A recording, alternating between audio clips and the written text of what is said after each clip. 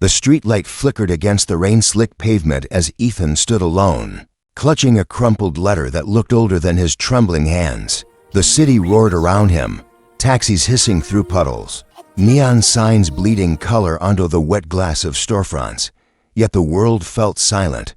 The letter's paper smelled faintly of lavender and tears, and across its surface ran words that refused to fade. If you're reading this, you're the only one left who can change what happened. His heart clenched.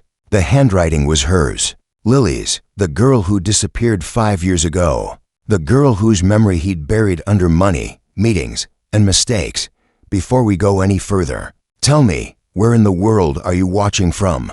It amazes me how one story, one broken heart, can reach across oceans. Drop your city below. Let's see how far hope can still travel tonight. Ethan Reed wasn't used to feeling powerless. At 34, he was the youngest CEO in his company's history, a man whose decisions shifted markets and moved millions. Yet as he unfolded that letter in the middle of a storm, the empire meant nothing. He read the first line again. You once told me success was louder than love. Were you right, Ethan? He couldn't breathe. The rain turned heavier, drowning the paper until the ink bled like a wound. Somewhere deep inside him, a memory rose, Lily's laughter echoing in a tiny apartment with paint-peeled walls. Her sketches of children she'd dreamed to help pinned beside unpaid bills. She'd wanted to open a foundation for orphans. He'd wanted to own the skyline. Their dreams had collided the night he chose a boardroom over her hospital bed. Now, 5 years later, her words had found him again. He rushed into the nearest cafe, soaked and shaking. The barista recognized him instantly. Everyone did, but Ethan ignored the stares and opened the envelope again. There was a second sheet inside, sealed with tape. On it, a message in her handwriting, softer this time. If you ever find this, go to room 114 at St. Mercy's. You'll understand everything. St. Mercy's Hospital, the same place she'd spent her last days. He closed his eyes. For years, he'd convinced himself visiting would only reopen pain.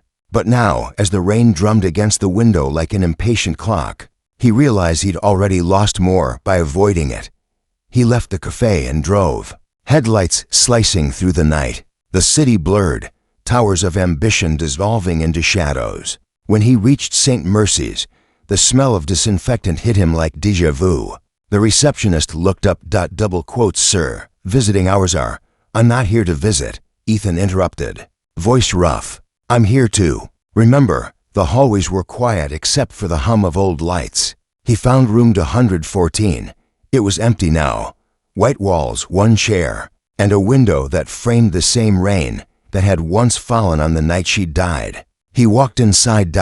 And on the windowsill lay another envelope, brittle with age, addressed simply, to the man who forgot to feel. If you were standing there, seeing the past staring back at you, what would you have done? Be honest, would you open the letter, or walk away again? Comment your answer below, and if words fail you, just tap like, to prove compassion still matters. Ethan's hands shook as he tore it open. Inside wasn't a letter this time, but a drawing, a child's sketch. A girl holding a sunflower, smiling beneath a blue sky. At the bottom, Lily had written, "For the future we never built." He sank into the chair, heart splitting under the weight of what-ifs. Lily had always said art could heal what words couldn't. He used to tease her for believing in things money couldn't buy. Yet here he was, a man worth billions, undone by a single page of crayon and hope. Outside, thunder rolled like a slow heartbeat. Ethan pressed the drawing to his chest and whispered, "I'm sorry, Lily. I really am." And then, for the first time in years, he cried. But beneath the grief, something shifted, a quiet decision forming like dawn behind clouds. Tomorrow, he'd find out what Lily meant by change what happened. Because maybe her story wasn't finished yet. The hospital lights dimmed behind him as he walked back into the rain. The drawing tucked safely inside his coat, a promise. A beginning, a second chance. The morning light filtered through Ethan's blinds, slicing his penthouse in pale gold. He hadn't slept. The city outside was already humming, a blur of ambition and horns, but inside, silence pressed heavy. The letter, the drawing, The memory of room 114 they looped endlessly in his head like a film he couldn't pause. He sat at the edge of his bed, still in yesterday's shirt, the paper clutched in one hand. It wasn't just nostalgia. It felt like a summons. Lily's words, "Change what happened," echoed like a riddle meant only for him. But how could he change the past? His assistant's call broke the silence. "Good morning, sir. You've got back-to-back meetings from 9 to..." "Cancel them," Ethan muttered. "Sir, everything. Clear my day." There was a pause on the line. Of course, he ended the call and opened his laptop, typing St. Mercy's hospital archives. His pulse raced. He needed answers, not rumors or guilt-fed memories, but facts. Lily had spent her final months in that hospital, alone, after he'd chosen to fly to London for an investors' summit. The night she called, whispering that she was scared, he'd silenced his phone mid-presentation. By the time he called back, she couldn't answer. The hospital site led him nowhere, so he drove there instead, the skyline shrinking in his rearview mirror as he left the glass towers behind. At the reception desk, an older nurse looked up from her files. "Can I help you?" Ethan hesitated. 5 years ago, a patient named Lily Monroe. She was in room 114. The nurse's eyes softened. "I remember her. Sweet girl. Always painting. We kept some of her art in the children's wing after she passed." "Children's wing?" Ethan frowned. "Yes," she smiled faintly. "She volunteered there, even when she was sick. Said the kids made her forget the pain." His throat tightened. "Can I see them? The paintings?" She nodded. Moments later, he was standing in a small, bright corridor. The walls were lined with drawings, rainbows, stick figures, suns. And right in the center hung one painting that stopped his breath. A girl sitting under a sunflower, surrounded by children, smiling. Beneath it, a plaque read, "Dedicated to Lily Monroe, who believed kindness could outlive her." Ethan reached out, tracing the edge of the frame. The colors were faded but alive. He whispered, "You did it, Lily. You left something good." A voice spoke behind him. "You knew her." He turned. A young woman stood there, maybe mid-20s, in scrubs with paint on her sleeves. Her badge read Grace. "She was my sister," she said quietly. "You're Ethan Reed, right?" He froze. "You know who I am?" "She talked about you. A lot." Grace smiled sadly. "I was in college back then. She said you were the only person who ever made her believe dreams were possible. Until," she stopped herself, "until I let her down." He finished for her. Grace didn't deny it. She just nodded toward the painting. "She started that project with the kids before she got too weak. Said if she couldn't open her own orphan center, at least she'd color their world a bit."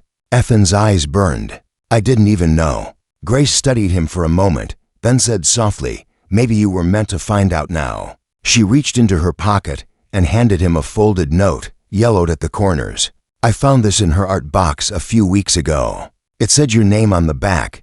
He unfolded it carefully. Lily's handwriting again. "If he ever comes back, tell him kindness never dies, it just waits." Ethan's breath hitched.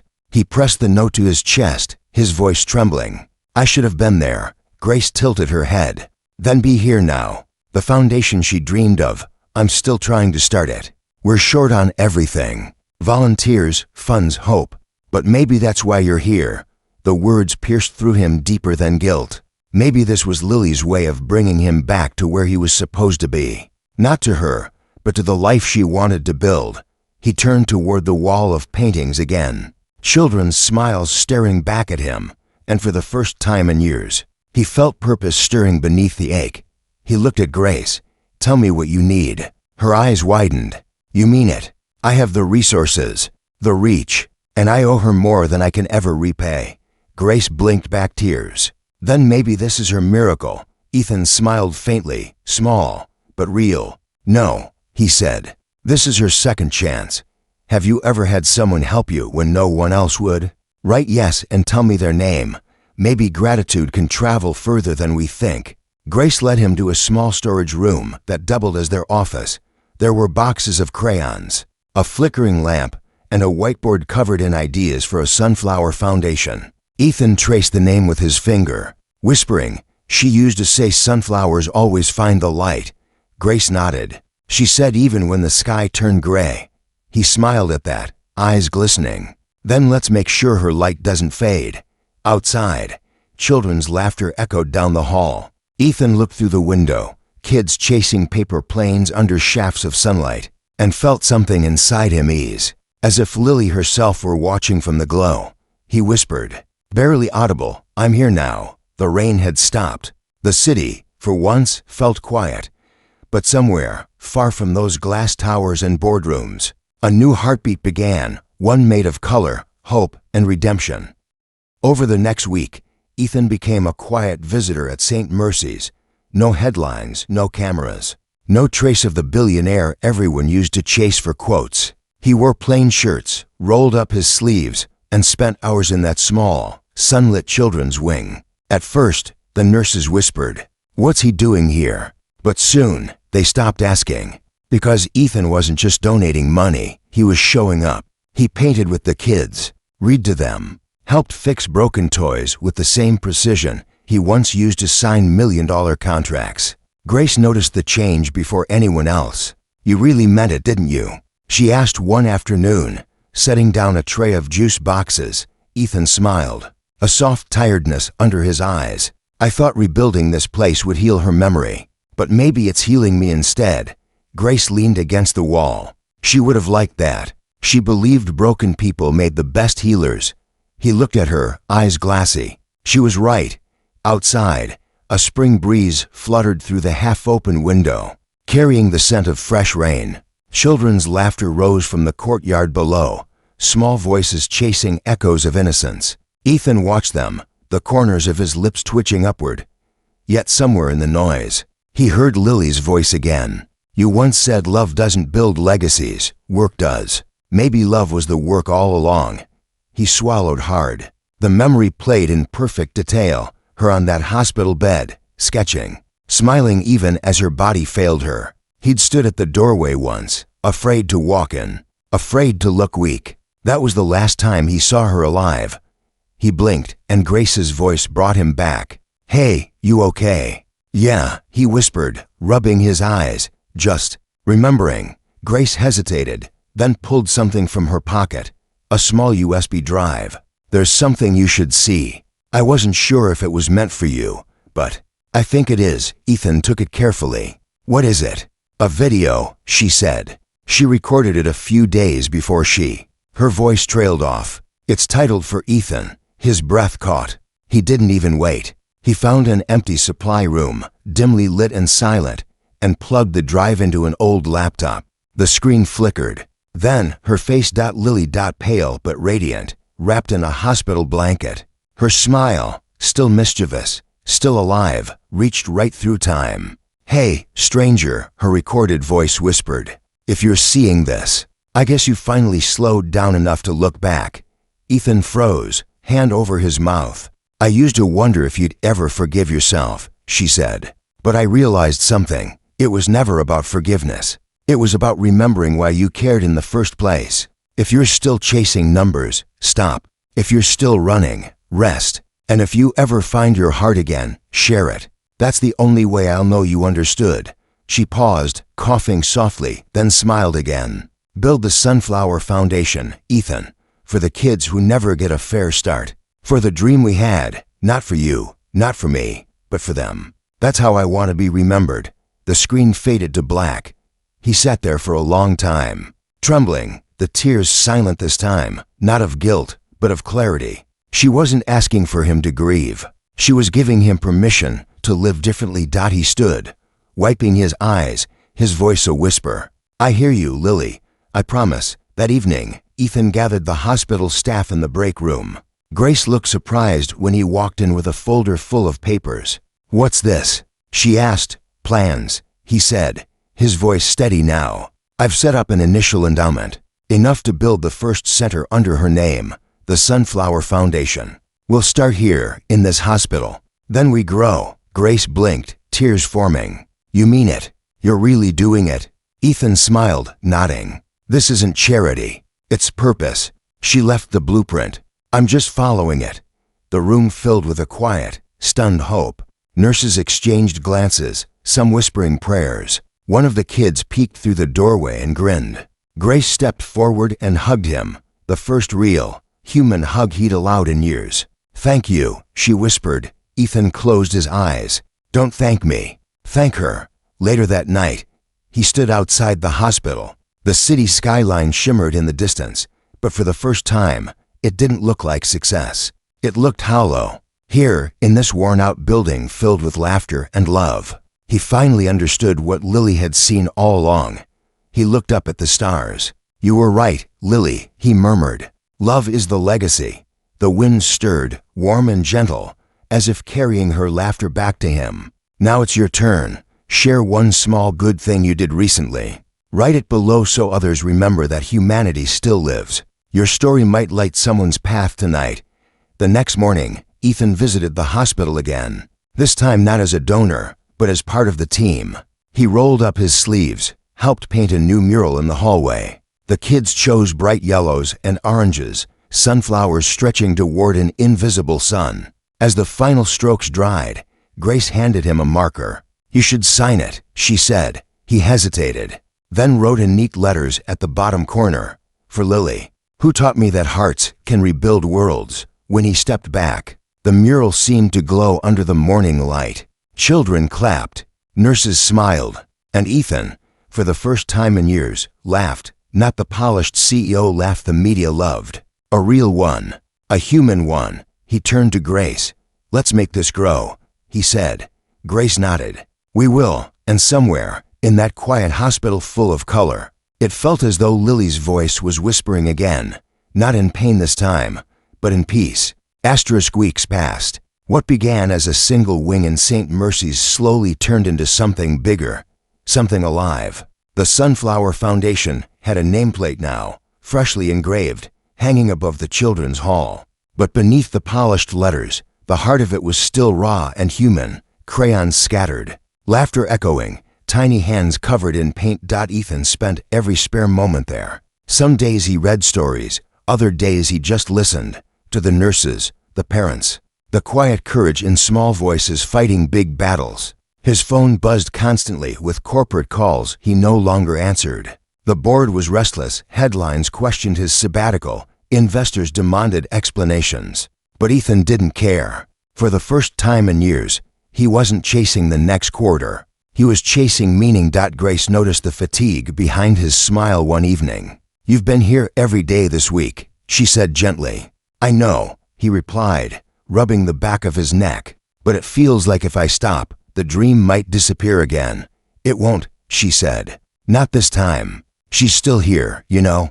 Every time one of these kids laughs, that's her." Ethan nodded, eyes soft. "Sometimes I almost hear her voice, like she's standing right beside me." Grace smiled faintly. "Maybe she is." That night, after everyone left, Ethan stayed behind. He stood in front of the mural, the one painted with the children. Under the dim hospital lights, the colors glowed like embers. His signature at the corner caught the faint shimmer of moonlight. He whispered, "We did it, Lily. You're still here." But even as the words left his mouth, something inside him felt incomplete. She'd wanted more, not just a building, but a movement, a place where forgotten children could grow into something beautiful. He had the power to make that happen. Yet doubt crept in. Who are you to fix what you broke? He turned off the lights and left, but the question followed him into his dreams. 2 days later, the hospital director called an emergency meeting. "Ethan," she said, "we've just received notice. The city plans to cut funding for our pediatric wing next quarter." "What?" Grace gasped. "They say it's not sustainable. We're losing support." Ethan leaned forward. "They can't just these kids. They can," the director said grimly. "Unless we raise a substantial donation before the audit next month." The room went silent. Grace's voice cracked. "That means, if we don't, the Sunflower Foundation might lose its home?" Ethan clenched his jaw. "Not on my watch." That night, he reopened his laptop for the first time in weeks. He drafted press releases, pitched donors, even reactivated old contacts. But this time, his motivation wasn't power or prestige. It was Lily's promise. Kindness never dies. It just waits. Still, not everyone understood. When news broke of his campaign, tabloids mocked it. CEO seeks redemption through charity. Some of his partners pulled out. Shareholders accused him of losing focus. His CFO even visited his office, shaking his head. Ethan, this isn't smart. You're burning capital for sentiment. People are questioning your judgment. Ethan looked him straight in the eye. Let them. I'm done building things that don't matter. The CFO frowned. And what about the company? I'll rebuild it the right way. Once I rebuild myself. The man stared, speechless.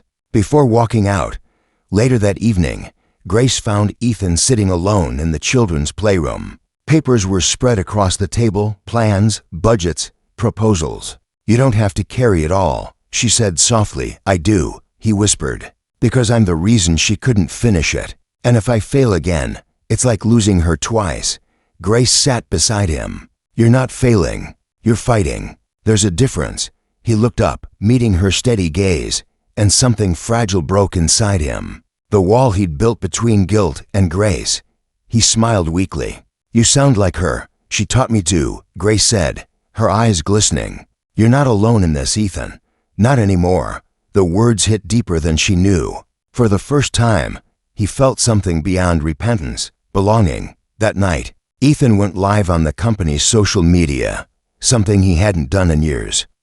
He stood before the hospital mural, voice trembling but clear. This isn't a business appeal, he began. It's a human one. 5 years ago, I lost someone who believed kindness could change the world. I didn't listen then, but I am now. If you've ever been helped by a stranger, if you've ever believed that compassion still matters, help us keep this place alive.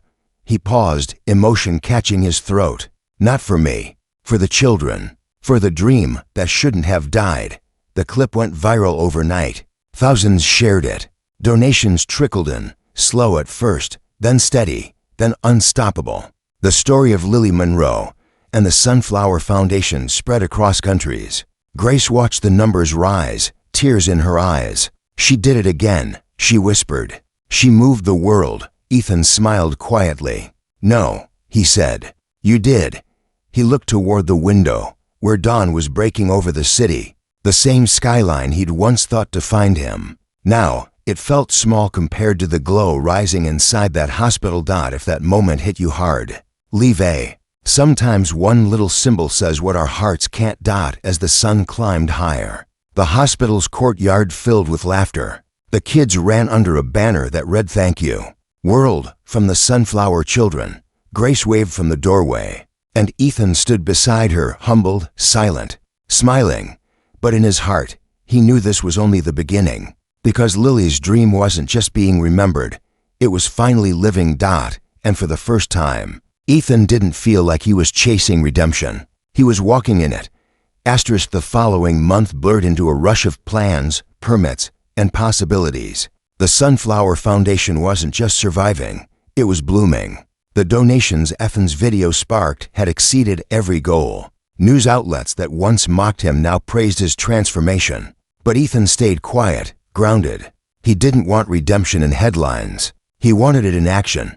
He spent his mornings in the children's ward, his afternoons meeting city officials about expansion, and his nights staring at the mural. Lost in thought, sleep rarely came, but exhaustion no longer scared him. He was tired for the right reasons now. One evening, Grace found him outside the hospital, sitting on the steps as the last light faded. You look like you're carrying the whole city on your shoulders, she said. Handing him a cup of coffee, he chuckled softly. Feels like it. Every time I think I've done enough, I remember something she said. Kindness doesn't clock out. Grace sat beside him. She really did change you. She reminded me who I was before I started running. He looked at her. Did she ever talk about me? I mean, after I left. Grace hesitated, choosing her words. She didn't hate you, if that's what you're asking. She was hurt, sure, but she always said, he'll find his way when the noise finally stops. Ethan smiled faintly. She had more faith in me than I did. Grace looked toward the streetlights, flickering on. She believed that even broken hearts can grow things. He nodded, eyes distant. That's exactly what she's doing now. Silence settled, comfortable, almost sacred. The sound of traffic felt far away. For the first time, Ethan realized how still peace could feel.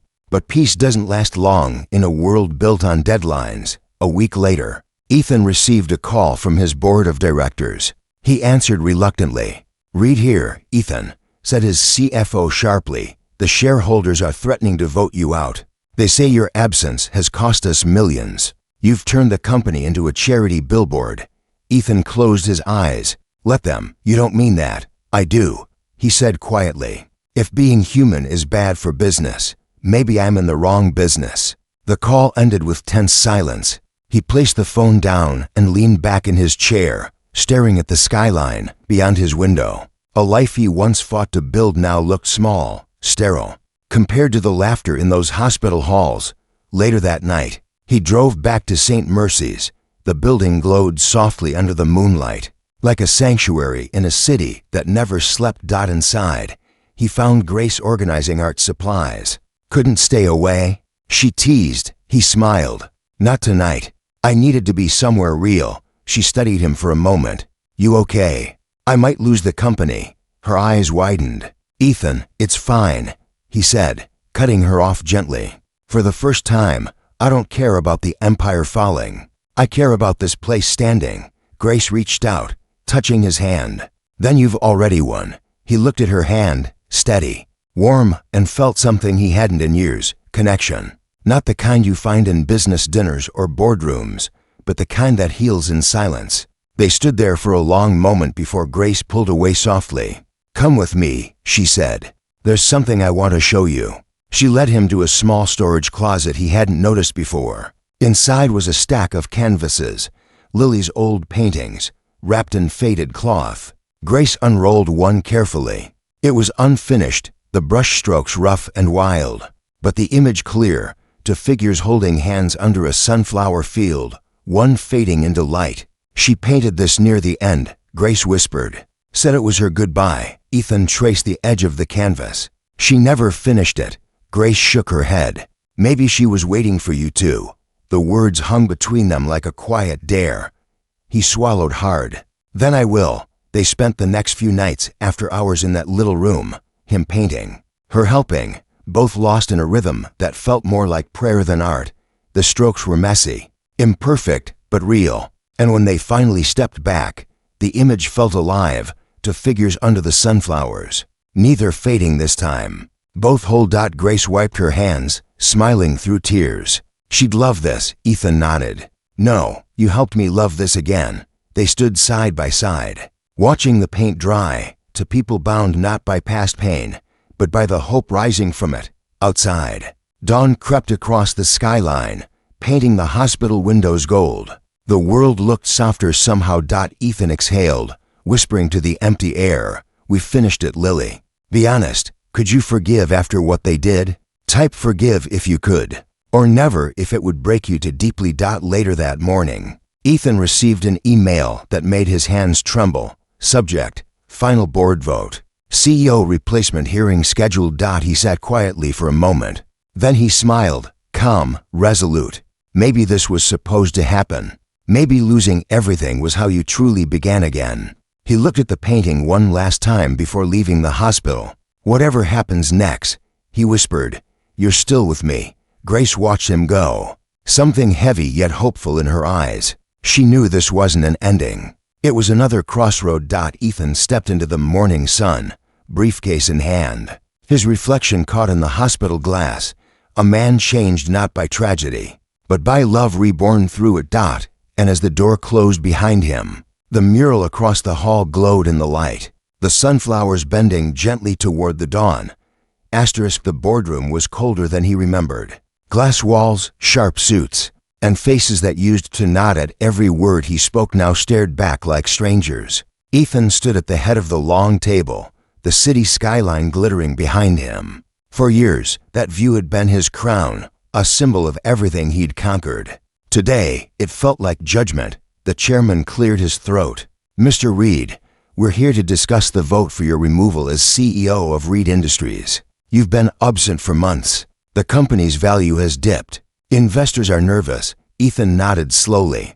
"I understand." A woman from legal spoke next. "Your recent philanthropic activities, while admirable, have diverted substantial resources. Some consider them reckless. He smiled faintly. If helping children survive is reckless, maybe we should all lose our balance a little. Murmurs rippled through the room. Ethan, said Marcus, his CFO, once his closest ally. You built this empire. Don't throw it away over guilt. Ethan's gaze sharpened. You think this is guilt? He took a step forward. This is clarity. For years, I thought winning meant taking. But it turns out, real success begins the moment you give. The chairman frowned. And yet, giving doesn't pay salaries. You're a visionary, Ethan, but this isn't sustainable. Ethan's voice softened. Then build something that is. He paused, eyes sweeping the table. You've all seen the stories. Children smiling in that hospital. Lives changed because of what we started. That's not PR, that's purpose. And if this company has no room for that, maybe it doesn't need me. The silence that followed was heavy, the kind that bends time.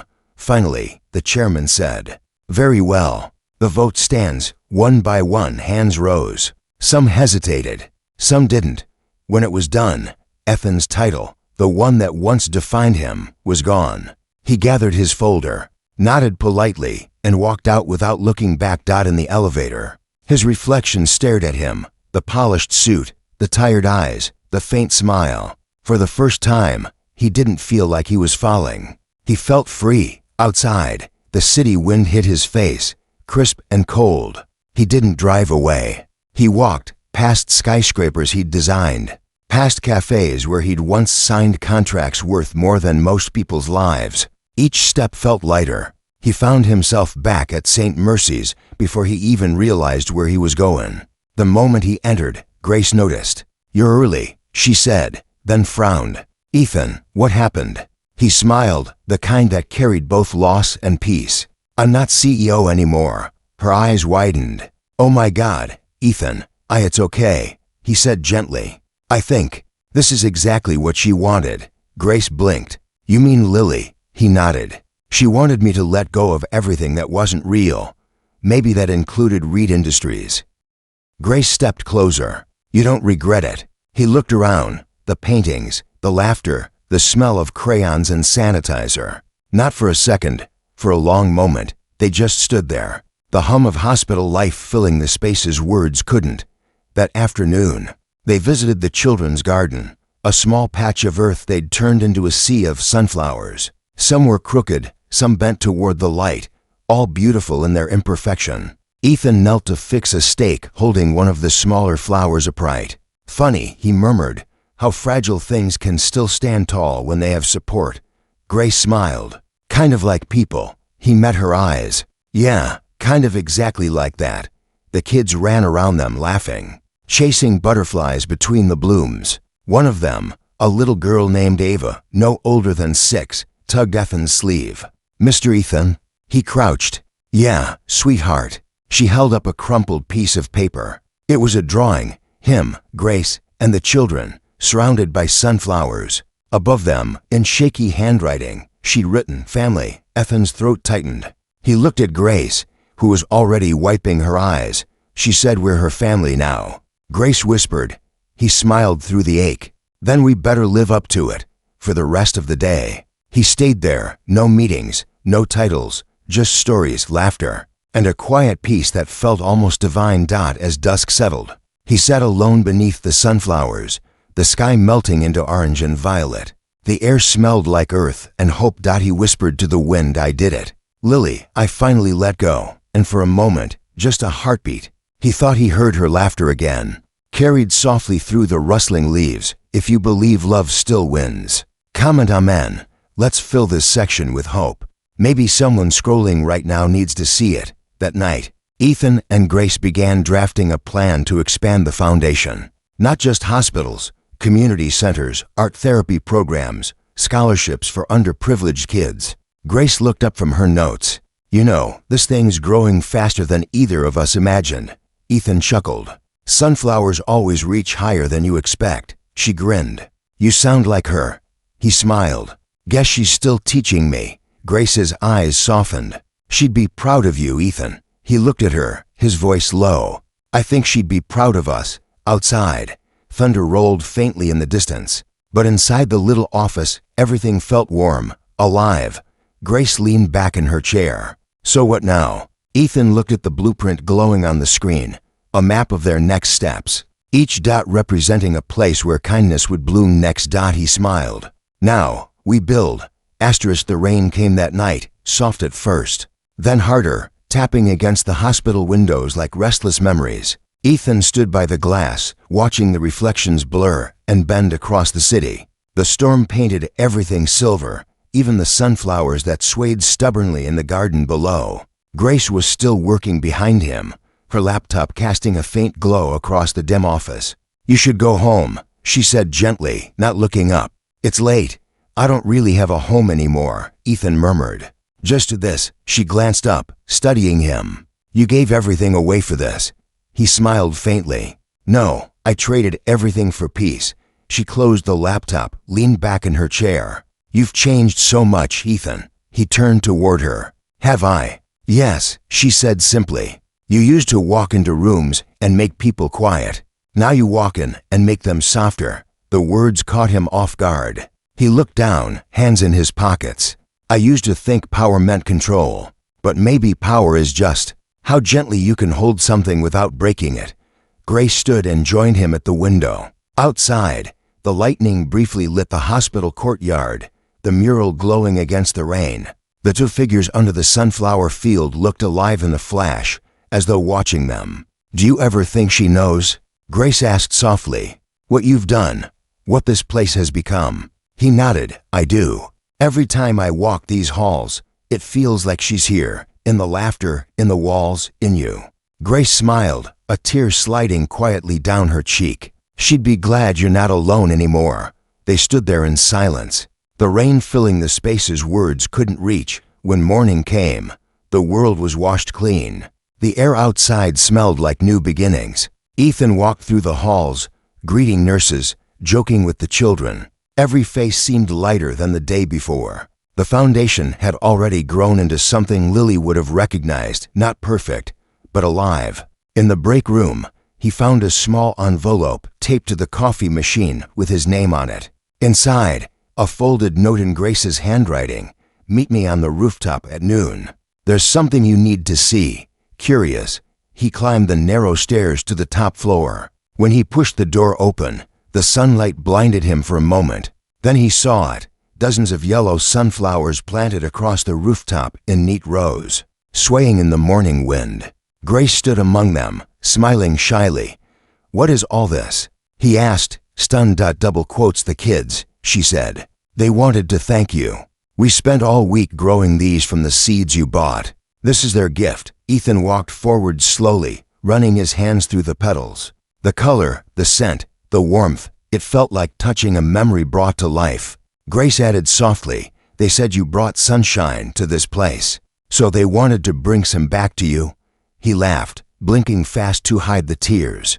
"You're all going to ruin my reputation." "Good," she teased. It was overrated anyway. They stood there together, the city sprawling below, the sunflowers nodding like witnesses.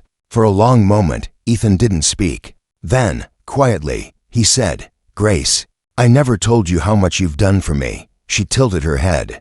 "You don't have to." "I do," he said firmly. "You could have stayed angry. You could have hated me for what I did to your sister. But instead, you gave me another chance. You gave her dream a chance." Grace's voice trembled. "She told me once that the people who hurt us the most are the ones we end up healing with. If we let them." Ethan looked at her, his voice barely above a whisper. "Then I hope I've helped you heal too." "You have," she said softly. "More than you know." The wind picked up, and for a fleeting second, one of the petals brushed against his face like a feathered kiss. He smiled. "You feel that?" Grace nodded. "Yeah, feels like her," he said. They both looked up at the sky, the kind of blue that only comes after storms. Hours later, as dusk began to fall, Ethan stood by the rooftop garden alone. The hospital lights flickered on below, and the world turned golden. He whispered, "You were right, Lily, love still wins." And in that quiet moment, the air shifted, a warmth passing through him that made the sunflowers tremble as if answering back. If you believe love still wins, comment amen. Let's fill this section with hope. Maybe someone scrolling right now needs to see it. He walked back inside, heart calm. In the lobby, he saw a mother hugging her child, a doctor comforting an elderly man, two nurses laughing over coffee. Every act of kindness felt like an echo of Lily's soul still weaving through the world. As he turned the corner toward the children's wing, he noticed something new, a framed letter hanging beside the mural. Grace must have placed it there. It was one of Lily's old writings, signed in her looping cursive. If you're reading this, promise me, don't let the world make you cold. Stay kind, even when it hurts. Ethan stood there for a long time, tracing the glass with his fingertips. The hallway light reflected his face against hers, to lives intertwined across time. He whispered, "I kept my promise." The sound of children's laughter drifted down the hall again, blending with the hum of the hospital, soft and endless, a melody of healing that would never quite fade. The seasons turned quietly. By autumn, the Sunflower Foundation had spread beyond St. Mercy's. New centers opened in 3 cities, each one painted with the same mural, to figures beneath a field of gold, holding hands beneath a sun that never set. Ethan traveled between them often, no longer as a CEO, but as a man carrying a promise. Wherever he went, he saw fragments of Lily, in a child's laughter, in Grace's steady leadership, in every act of kindness that bloomed from her memory. But on this day, the air was different. The hospital was hosting the foundation's first anniversary celebration. Streamers fluttered across the courtyard, and children painted the sidewalks with chalk suns. Grace moved through the crowd, clipboard in hand, giving orders with that calm smile that had become the heart of the place. When Ethan arrived, applause followed him like sunlight. Parents, nurses, and volunteers greeted him, not with awe, but with warmth. That difference mattered most. He waved, laughing shyly, then slipped away from the noise, his steps leading him instinctively toward the garden. The sunflowers were taller now, some bending beneath their own weight, petals curling at the edges like old photographs. He ran a hand across them gently, whispering, "You'd love this, Lily. It's everything you dreamed." A familiar voice behind him said, "She'd be proud." He turned. Grace stood there, holding a single sunflower stem in her hand. "You look like you're talking to ghosts again." Ethan smiled softly. They listened better than most people. Grace joined him, handing him the flower. "You know, every time I think about how this all began, that letter, that room, that one impossible promise, it feels like something out of a story." He nodded. "It was a story. I just didn't know how to end it right." She looked at him for a moment. "Maybe stories like this don't end. They just change narrators." He chuckled. "That sounds like something she'd say." Grace tilted her head. "Maybe she's still writing through us." For a moment, the world went quiet, just wind, sunlight, and the hum of children playing in the distance. Then Grace whispered, "You've kept her alive, Ethan, not through money or buildings, through the way you see people now, through the way you make them feel seen." He swallowed hard. "You did that too." She would have loved knowing we built this together. Grace smiled, eyes glistening. "Maybe she does." They walked back toward the courtyard, where the crowd had gathered for the ceremony. A small stage was set up, and a microphone stood waiting. Grace nudged him. "They're expecting you to speak." Ethan sighed, half smiling. "I was afraid you'd say that." "You'll be fine," she said. "Just tell them the truth." He stepped up to the microphone as the chatter died down. Faces turned toward him, some curious, some tearful, all expectant. He took a deep breath. "A year ago," he began, "this was just a hallway of white walls and fading hope. I came here a man who thought success was built from numbers and towers. But someone I loved once told me that real legacies are measured by how much light we leave behind." A hush fell. The only sound was the wind brushing through the courtyard. He continued, "She taught me that kindness doesn't disappear when we die. It multiplies when we choose to live for others. And today, looking around at all of you, I realize she was right. This foundation isn't about loss. It's about continuation, about love refusing to stop." He paused, voice trembling. "So, for Lily, for every dreamer who thinks they're too late, for every broken heart that still dares to care, this is proof. Hope doesn't expire. It waits." The audience stood in silence, many wiping their eyes. Grace clapped first, softly, and soon the sound spread like rain across rooftops, gentle. Endless applause, Ethan stepped back, blinking hard, heart thudding. He caught Grace's gaze through the crowd. She mouthed, "She heard you." And somehow, he believed she had. When the ceremony ended, the courtyard glowed under strings of fairy lights. Music drifted softly, and children danced barefoot across the grass. Grace found Ethan sitting by the fountain, lost in the shimmer of candlelight floating on the water. "Hey," she said, sitting beside him. "You did great." He smiled. "She did great." I just spoke her words. Grace laughed quietly. "You really can't take a compliment, can you?" He grinned. "Not when I'm busy being humbled by 6-year-olds who draw better than me." They watched the sky darken, stars threading through the night. The hospital windows reflected the lights below, one world shining inside another. After a long pause, Ethan asked softly, "Do you ever think we'll stop missing her?" Grace shook her head. "No, but I think missing someone is just proof that they mattered. It's how love echoes." He nodded. "Then I hope the echo never fades." They sat there until most of the guests had gone. The candles burned low, the laughter drifted away, and only the crickets remained. The air turned cooler, carrying the scent of rain and flowers. Ethan looked toward the mural one last time. The painted figures under the sunflowers seemed alive again, bathed in the glow of the courtyard lights. He smiled faintly, whispering, "Good night, Lily." Grace heard him but didn't interrupt. She simply placed her hand over his, steady, warm, human. The silence between them was full, not empty. If this story moved you, don't scroll past quietly. Tap like, not for me, but for the soul who carried this pain and still stayed kind. One click can be your way of saying, "I felt you." As the last lights dimmed, Ethan stood and looked up at the sky, vast and full of stars. The same stars that once watched over a girl who dreamed selflessly. He breathed in deep, the night cool against his skin. For the first time in forever, he didn't feel haunted by her absence. He felt guided by it. He whispered, "You were right all along, Lily. Love wasn't the weakness. It was the way home." And as he walked back toward the hospital doors, his shadow stretched beside Grace's, the outlines merging into one, not replacing the past, but walking with it. Behind them, the garden of sunflowers swayed gently in the night breeze, facing a moon that glowed just enough to promise that morning would always come.